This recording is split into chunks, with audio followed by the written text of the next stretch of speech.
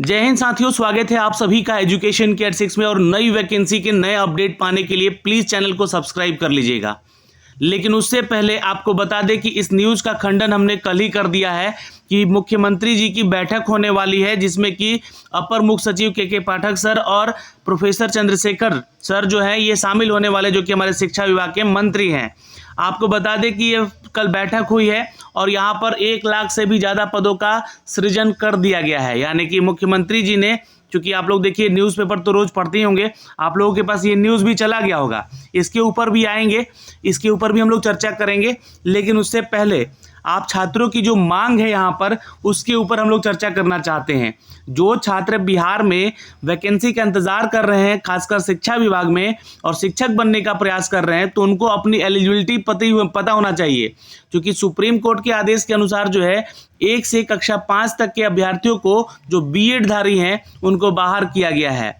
और आप अगर सीटेट अभ्यर्थी हैं और आपने अगर अपना परीक्षा, जी हाँ, डीएलएड के साथ नहीं दिया है, तो आपके लिए भी खतरा मंडरा रहा है, जी हाँ, आपके इस बहाली की प्रक्रिया में।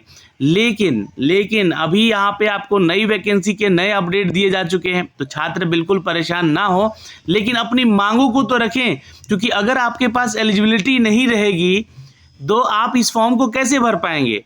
आपके एक नियमानुसार, देखिए जो चीज़ें हैं मैं आपको फैक्ट बता रहा हूं, और जो आपकी मांगे हैं वो सामने सरकार के सामने रख रहा हूं। आपका काम है इस वीडियो को शेयर करना और सरकार तक पहुंचाना, क्योंकि हम अपनी तरफ से सरकार तक अपनी बातें पहुंचा रहे हैं। तो यहाँ पर एक नोटिस है, मैं आपको दिखाना चाहता हूँ। देखिए ये जो है पटना हाईकोर्ट का नोटिस है, जो कि आप लोगों को जो है ध्यान से पढ़ना होगा और यहाँ पर जो बातें लिखी गई हैं उस पर फोकस रखना होगा। पटना हाईकोर्ट का ऑर्डर था कि आपको हर साल, जी हाँ, हर साल जो है शिक्षक भर्ती जब भी आप निकालते हैं, एक्चुअली उससे पहले आपको जो है अपने राज्य में एक टीईटी यानी कि टीचर एलिजिबिलिटी टेस्ट करवाना है। ये आपके लिए आदेश है, और ये आदेश जो है एनसीटीई, जी हाँ, एनसीटीई और आरटीई एक्ट 2009 के तहत लाया गया था। ठीक, अब जो है ये आदेश जो है आपके आर्टिकल यानी कि अनुच्छेद 23 में वर्णित है। 23 के खंड 1 आप पढ़िएगा तो उसमें ये चीज़ें वर्णित है। ठीक है, अब इसी चक्कर में जो है ना, ये आदेश के अनुसार में एनसीटी तो इसका गाइडलाइन फॉलो कर रहा है, लेकिन बिहार सरकार कर रही है क्या? नहीं। देखिए यहाँ पे अभी आपको बता दें कि 2017 के बाद कोई भी आपका टीईटी एग्ज़ाम नहीं हुआ है बिहार में। बिहार टेट एग्ज़ाम नहीं हुआ है, बल्कि आपका भले ही एस टेट हुआ है, लेकिन एस टेट जो होता है आपके क्लास 9 से 12 तक के छात्रों के लिए होता है। तो 2019 में हुआ, 2023 में हो रहा है, लगभग 5 साल हो ही गए यहाँ पे। 2017 के बाद, चूँकि देखिए कल हमने वीडियो बनाया था, उसमें थोड़ा सा टंग ऑफ स्लिप हो गया था, वहाँ पे मैंने 2011 बोलता चला गया लगातार, चूँकि मेरे दिमाग में जो है एसटीटी था, है ना। लेकिन यहाँ पे मैं बीटेट की बात कर रहा हूँ। पहले तो ये इसकी मांग छात्र रखें यहाँ पे कि अपनी जो मांगों को लेकर जाएं सरकार और बातें करें यहाँ पर, कि जो पटना हाईकोर्ट का ऑर्डर है कि साल में एक बार आपको टीईटी करवाना है राज्य सरकार को, और इसके साथ साथ शिक्षक भर्ती हर साल निकालनी है। तो चलिए, शिक्षक भर्ती तो आप लोग भाई इलेक्शन मोड पे निकाल रहे हैं, इलेक्शन है इसलिए निकाल रहे हैं, लेकिन उन छात्रों की एलिजिबिलिटी के ऊपर भी तो ध्यान दीजिए। वो छात्र कौन आवेदन करेंगे? 2017 के बाद जो है आप लोगों ने बीटेट एग्ज़ाम लिया नहीं है, तो सबसे पहले तो यहाँ पर बीटेट के एग्ज़ाम लिए जाएं, जिससे कि क्लास 1 से लेकर 5 तक और 6 से लेकर 8 तक के छात्र जो हैं इस एग्ज़ाम को देकर एलिजिबल हो जाएं इस एग्ज़ाम को देने के लिए। 2017 के बाद ये कोई बीटेट एग्ज़ाम क्यों नहीं हुआ, सरकार इसका जवाब भी दे यहाँ पर। चलिए, तो ये तो एक जानकारी हो गई। लेकिन दोस्तों, अगर हम बात करें छात्रों की मांग को लेकर, तो यहाँ पर देखिएगा एक लेटर लिखा गया है कि श्रीमान अपर मुख्य सचिव, यहाँ पर शिक्षा विभाग, विषय क्या है कि बिहार में प्रारंभिक शिक्षक पात्रता परीक्षा बीटेट के आयोजन के संबंध में। तो ये जो छात्र हैं ये इन्होंने अपना लेटर लिखा है यहाँ पर, और यही बातें यहाँ पे सारी लिखी गई हैं जो कि हमने आपको बताई है कि आयोजन अभी तक देखिए 2017 के बाद नहीं हुआ है। लाखों अभ्यर्थी जो है इंतज़ार कर रहे हैं। आरटीई एक्ट 2009 सेक्शन 2023(1) में इसका जो है बात का जिक्र किया गया है कि प्रत्येक राज्य को वर्ष में एक बार शिक्षक पात्रता परीक्षा का आयोजन करवाना है। अब यहाँ पे देखिएगा कि इन्होंने रिक्वेस्ट किया है कि देखिए 2017 में माननीय उच्च न्यायालय के आदेशानुसार बिहार में प्रारंभिक शिक्षक पात्रता यानी कि बीटेट की बात हो रही है, ये किया गया था।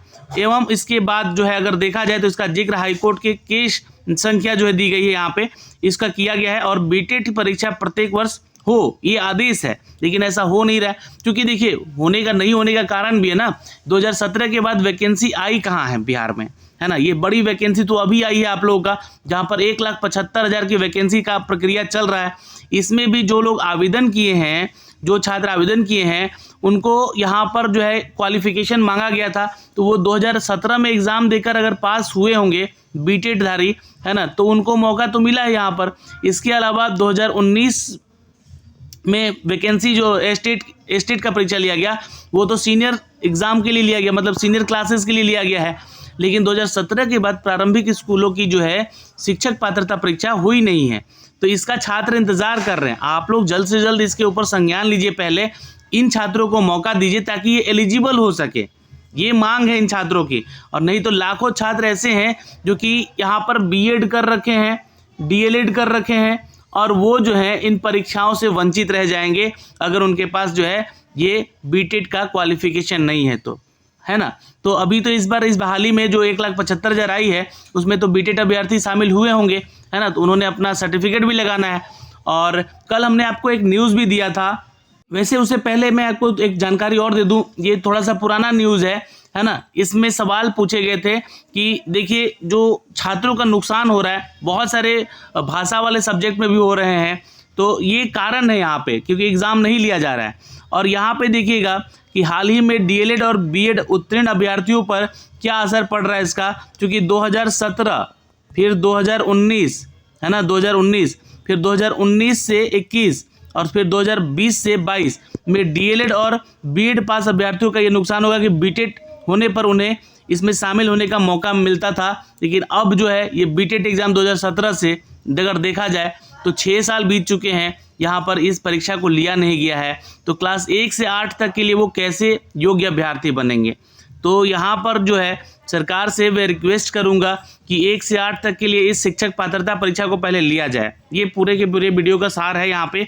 अब बात करते हैं दोस्तों कल की चर्चा का। तो देखिए आप लोगों को पता है कि बीपीएससी का डॉक्यूमेंट वेरिफिकेशन चल रहा है, उसमें जो है बहुत सारे छात्र अब कंफ्यूज हो रहे हैं, क्योंकि वहाँ पे बोला जा रहा है कि डीएलएड वाले छात्र अपना जो है सर्टिफिकेट जो है अपलोड करें।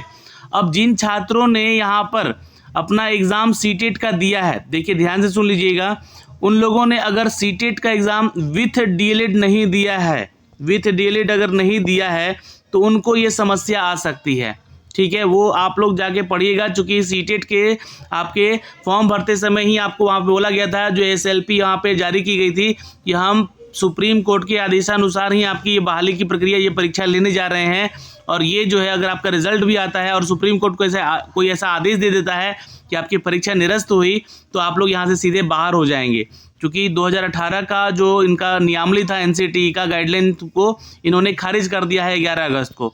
तो अब जो है यहाँ पर मामला ये आ रहा है कि अगर आपने सीटेट का एग्ज़ाम जो दिया है वो बीएड से अप्लाई किया होगा, है ना, बीएड प्लस सीटेट का एक कोड होता है वहाँ पे डालने का, तो अगर इससे अप्लाई किया होगा तो आप सीधे सीधे जो है यहाँ से बाहर हो जाएंगे।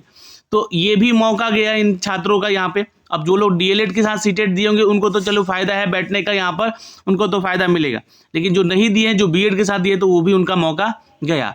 तो अब सरकारों को यहाँ पर बनता है कि जो भी बीटेट एग्ज़ाम है, एक्चुअली जो हमारा बिहार सरकार है वो बीटेट एग्ज़ाम 2023 का आयोजन करवाए जल्द से जल्द, और इसकी परीक्षा यहाँ पे कंडक्ट कराए, ताकि छात्र जो है पहली एलिजिबिलिटी क्राइटेरिया यहाँ पर पा सके क्लास 1 से लेकर 8 तक के लिए आवेदन करने में।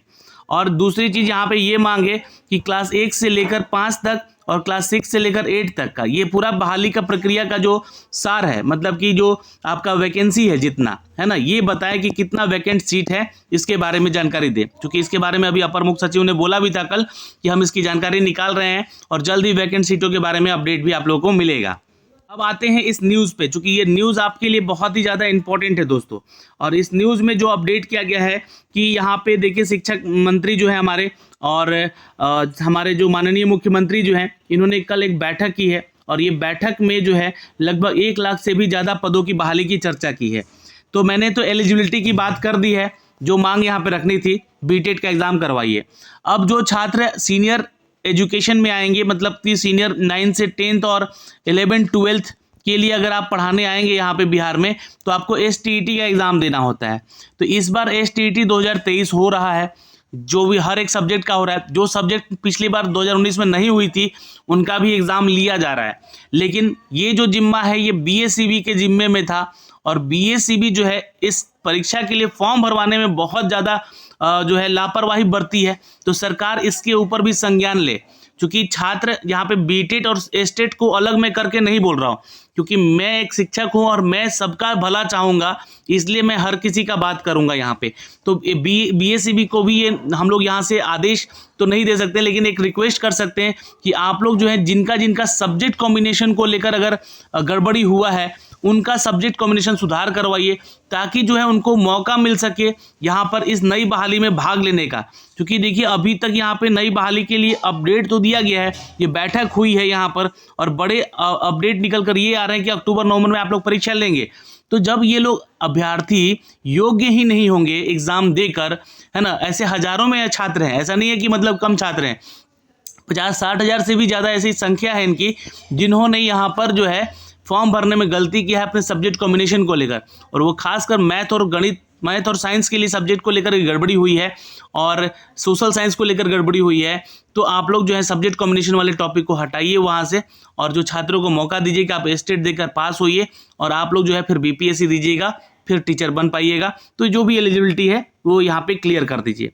उम्र सीमा को लेकर दोस्तों देखिए यहाँ पे अगर मैं चर्चा करूँ तो अब आप लोगों को छूट जो है मात्र 37 साल तक ही दिया जाएगा, क्योंकि 2019 में मौका दे दिया गया है जिन छात्रों ने एज के लिए मांग किया था, तो इस बार आपको एज में शायद मांग नहीं मिलेगी शायद, है ना। सिलेबस की जानकारी STET का भी हमने आपको दिया हुआ है, आप जाके देखिए STET के वेबसाइट पे जो है BACB के वेबसाइट पे हर का सिलेबस है, और अपने अपने सब्जेक्ट का ना आप लोग सिलेबस वहाँ से अभी डाउनलोड कर लीजिए, पता नहीं कब वहाँ से हटा दिया जाएगा। तो सिलेबस भी है। अब बात होगी नए एग्जाम पैटर्न की। तो देखिए नया एग्जाम पैटर्न जो है ये BPSC भी एग्जाम लेगी, आपको पता ही है ना। आप लोग तो पहले STET पास कर लीजिए, BTET पास कर लीजिए, लेकिन जब आप एग्ज़ाम देने जाएंगे तो आप लोग जो है यहाँ पर इन सब के अलावा एक एग्ज़ाम और लिया जाएगा आपका, जी हाँ, जो कि BPSC कंडक्ट कराएगी। और हर साल नई परीक्षा में नए बदलाव देखने को मिल रहा है BPSC का। इस बार निगेटिव मार्किंग आप लोगों को हटाया गया था BPSC TRE एग्ज़ाम 2023 से, लेकिन अगली बार ये जोड़ा जाएगा, यानी कि निगेटिव मार्किंग आप लोग का बिल्कुल रहेगा। और ये कितना हो सकता है, ये पैटर्न में आपको बदलाव देखने को मिलेगा। ये 1/4 आपका जो है निगेटिव मार्किंग रखेगा आयोग यहाँ पे, या 1/3 रखेगा, इसके बारे में भी जानकारी आपको दिया जाएगा दोस्तों। तो दोस्तों हमने यहाँ पर आप लोगों के लिए BTET की बात की, एस्टेट की बात की और CTET की भी बात की, है ना। तो जो लोग यहाँ पर आवेदन करने आने वाले हैं बिहार के अदर स्टेट से भी, बिहार के अलावा भी अन्य स्टेट से भी आने वाले हैं, उनको भी थोड़ा जानकारी रहे कि आप लोग भी आवाज़ उठाइए कि बिहार में ये टीचर एलिजिबिलिटी टेस्ट हो, आप लोग बिहार के छात्रों का साथ दीजिए। क्योंकि क्या है कि आप लोग को भी यहाँ मौका मिलता है, ऐसा नहीं है कि सिर्फ बिहार के छात्र आवाज़ उठाएं और बेनिफिट आपको भी मिले, ऐसा नहीं है। आपको बिहार के छात्र के साथ जुड़ना होगा, आपके इनके जो छात्र संगठन उनके साथ आना होगा, नहीं तो बैठे बैठे सिर्फ मलाई मारने वाला काम नहीं करना होगा अदर स्टेट के छात्रों को, ठीक है। आप, मुझे पता है कि बहुत लोग ना बिहार से नौकरी तो पाना चाहते हैं, लेकिन बिहार में आना नहीं चाहते, वो सोचते हैं कि उनको नौकरी उनके घर मिल जाए, तो ऐसा तो होगा नहीं ना। तो आपको आना पड़ेगा अगर बिहार में नौकरी करना है। तो यहाँ पे आपको बता दें कि नीतीश कुमार जी ने अपनी कल की बैठक में बड़ा अपडेट दिया है, फिर से नई वैकेंसी का अपडेट आने वाला है, और ये 1 लाख से ज़्यादा वैकेंसीज हो सकती हैं। इसका अपडेट भी हम आपको देंगे आगे चल के।